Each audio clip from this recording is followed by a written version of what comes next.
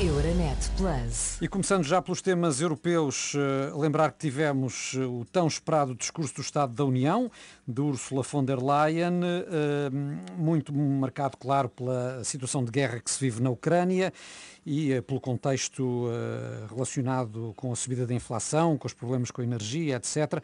Em linhas gerais, o que é que vos pareceram as medidas anunciadas pelo Presidente da Comissão Europeia para responder em especial à crise energética, Begonha?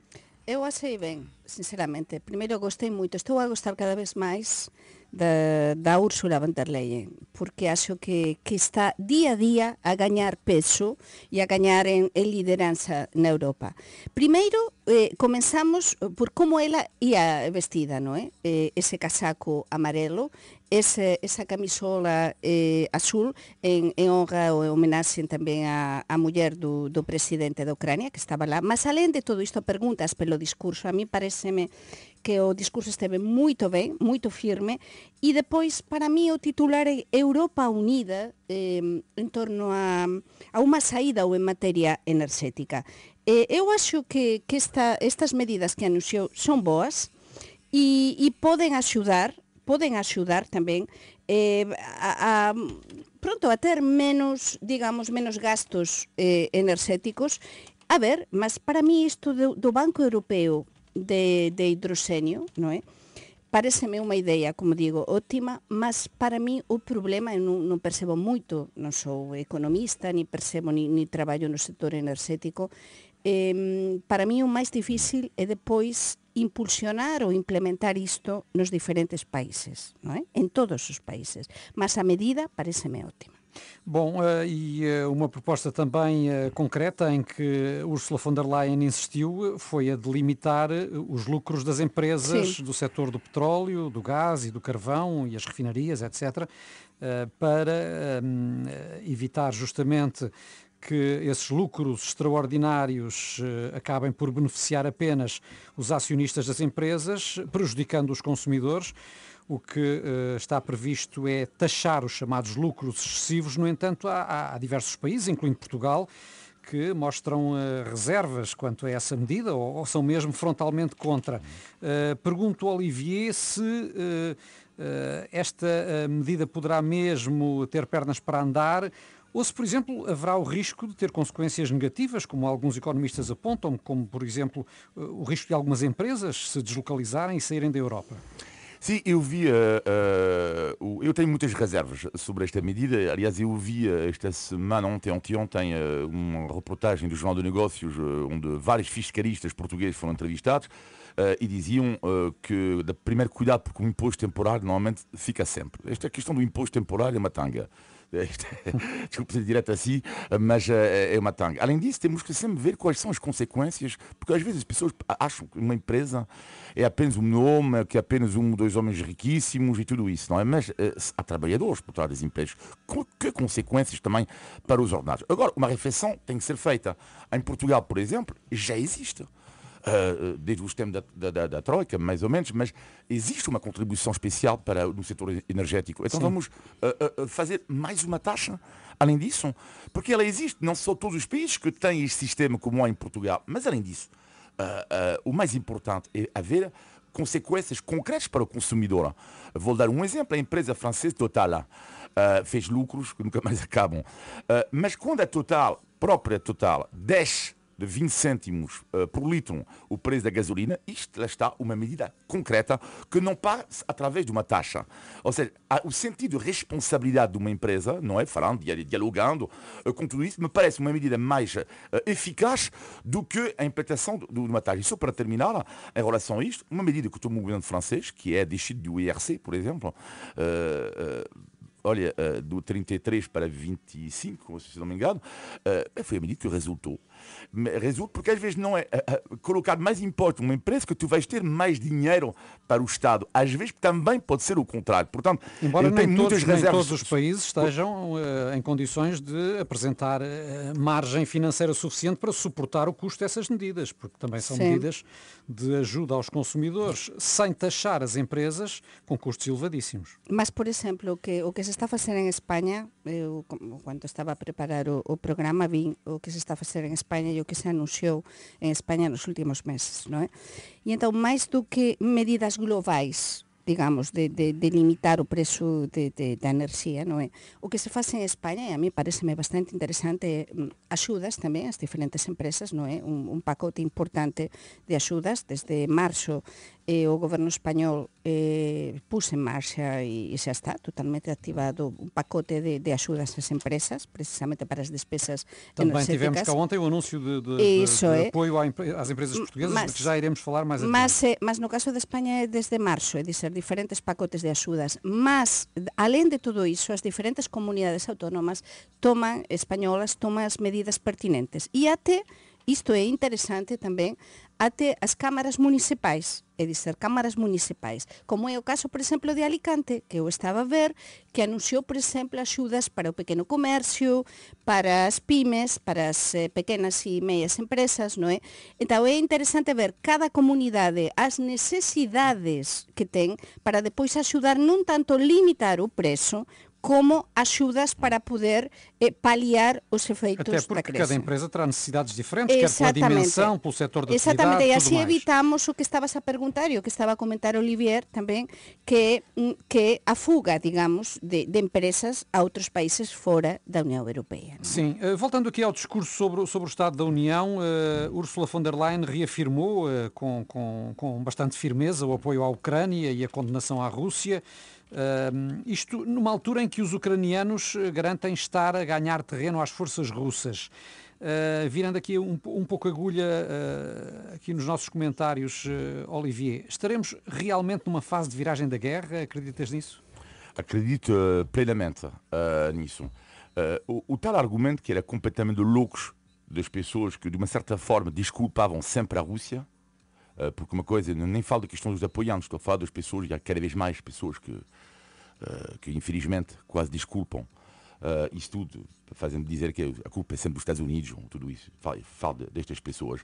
E havia muitos argumentos que diziam, não, mas a guerra tem que acabar, porque não, a guerra tem que acabar, temos que negociar rapidamente, aliás, porque não podemos prolongar o sofrimento do povo ucraniano. Mas há um problema ali que as pessoas não entendem, o povo ucraniano está a ser agredido.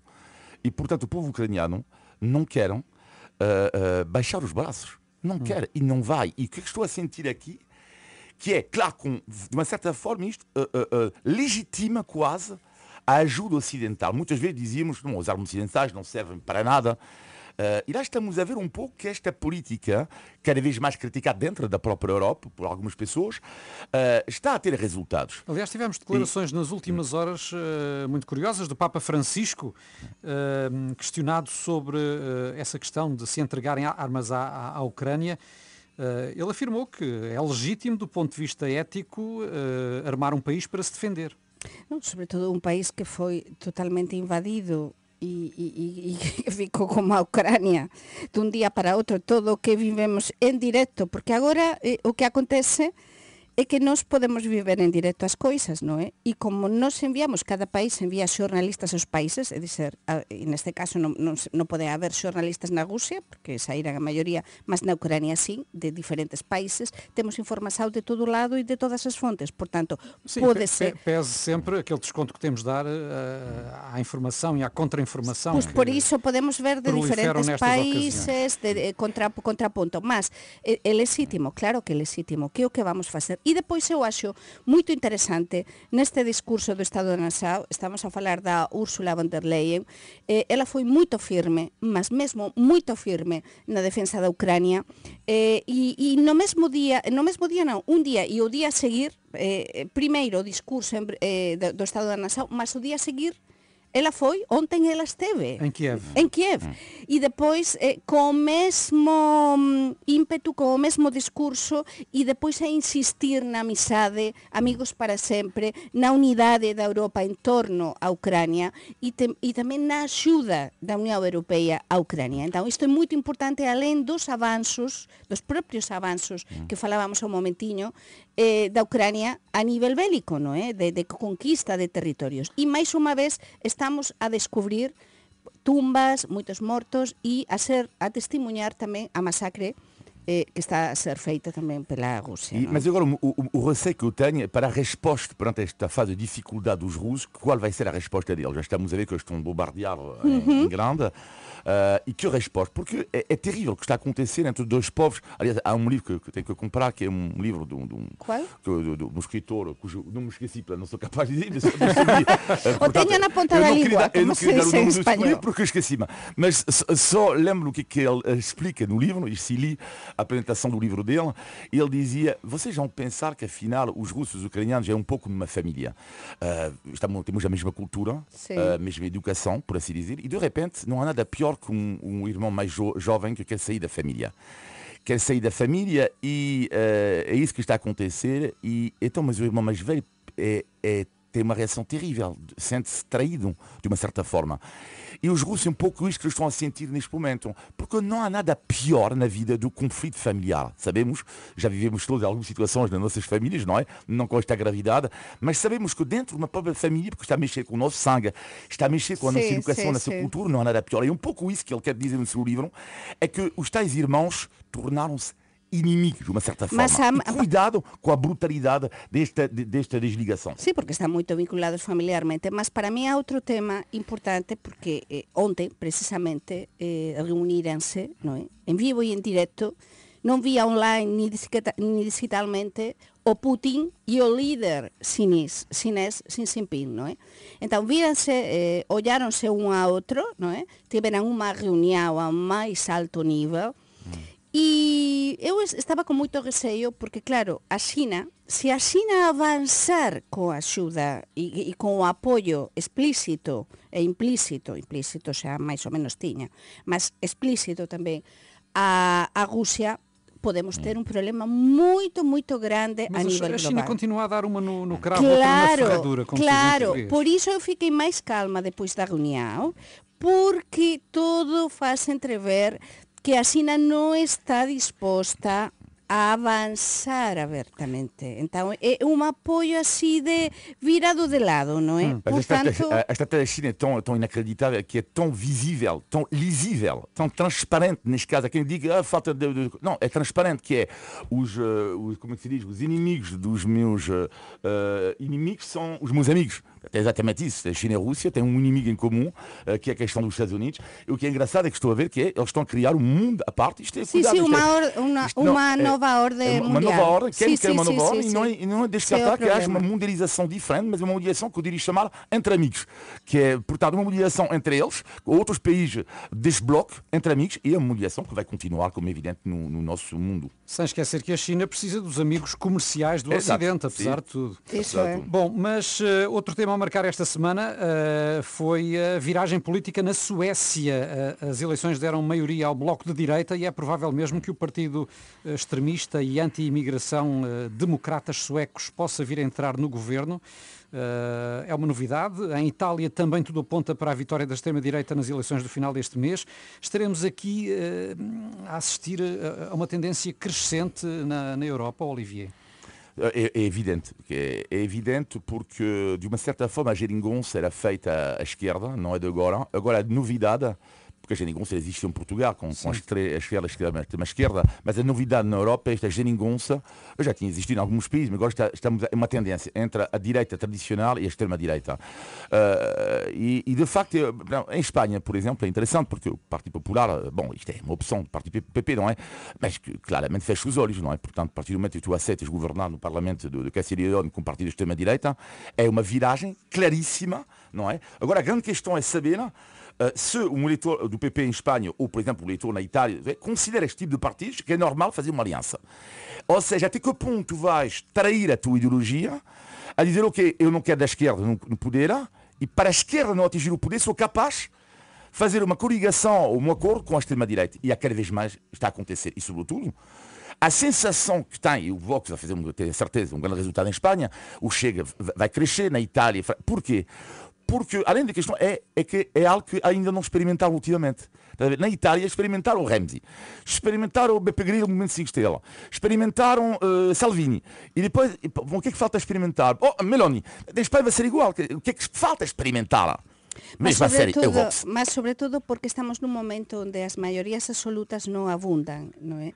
E o que aconteceu na Suecia, precisamente o Partido Socialdemócrata gañou con un tercio dos votos, non chegou, então agora está possível a aliança, não é? Virada à extrema-direita, não é? Mas há países onde, apesar de tudo, os partidos moderados procuram fazer o tal cordão sanitário em relação aos extremistas. Sim, mas cada vez é verdade que estamos a ter máis exemplos, no caso da Italia. Estaba a ler hoxe de mañá tamén como o movimento 5 estrelas está como a mudar tamén de paradigma, non é? A tentarse a se introducir na sociedade italiana. E no caso de España, Olivier, a Vox, as sondaxes non están a dar tan bon resultado como aconteceu no pasado. Eu acho que o Partido Popular do Feijóo en España está a tentar moderar tamén bastante e, portanto, os extremos em Espanha, a ver o que acontece. A Espanha estava muito polarizada, a política extrema-direita. Não existe. Quando partido aceita fazer parte do Parlamento, é verdade que mudaram muitas coisas. O cordão sanitário já não existe. Na Europa, em relação à extrema-direita, já não existe como antigamente existia. Mas em Espanha polarizou-se como deixou de existir também em relação à esquerda, não é? Com os partidos moderados, como o Olivier sublinhava, a darem muitas vezes a mão a partidos extremistas de esquerda. Mas é o que aconteceu em Espanha, não é? O Pedro Sánchez também é virado à esquerda e a extrema esquerda e os partidos independentistas, e é verdade que está a acontecer muito em alguns países da Europa, que estávamos a comentar, virados à direita, não é? A ver o que acontece. E é uma coisa, só para terminar, desculpa, mas é uma coisa que eu acho super interessante no caso da Suécia e da Itália, e vai acontecer o mesmo em Portugal com o Chega, que é, por mais perto te aproximas do poder, não é? E vimos isto com Fratelli Italia, menos extremista o partido se torna. Sim. Isto é uma realidade. Sim, não significa que o ADN desse partido é um partido que tem o ADN muito no partido de Mussolini.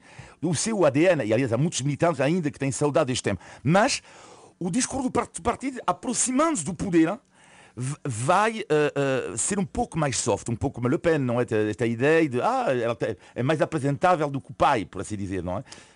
No, e que en momentos de crise, e aconteceu antes da Segunda Guerra Mundial, por exemplo, con o nazismo, as sociedades se polarizan, extrema direita, extrema esquerda. Isto é mesmo assim. Embora tenhamos na Europa uma camisa de forças que representa a própria União Europeia, que de alguma forma pode esperemos que essa camisa exatamente, que essa camisa de força funcione de verdade. Bem, vamos ter de avançar, Paulino, porque estamos rapidamente a caminhar para a segunda parte deste Visto de Fora com Olivier Bonamici e a Begonha Inigas. E recordo uma vez mais que é um programa da Renascença que aqui fazemos semanalmente às sextas-feiras em parceria com a Euronet, a rede europeia de rádio. Euronet Plus. Milano. Zagreb. Bruxelas. Sofia. Riga. Euronet Plus, a rede europeia de rádios para compreender melhor a Europa.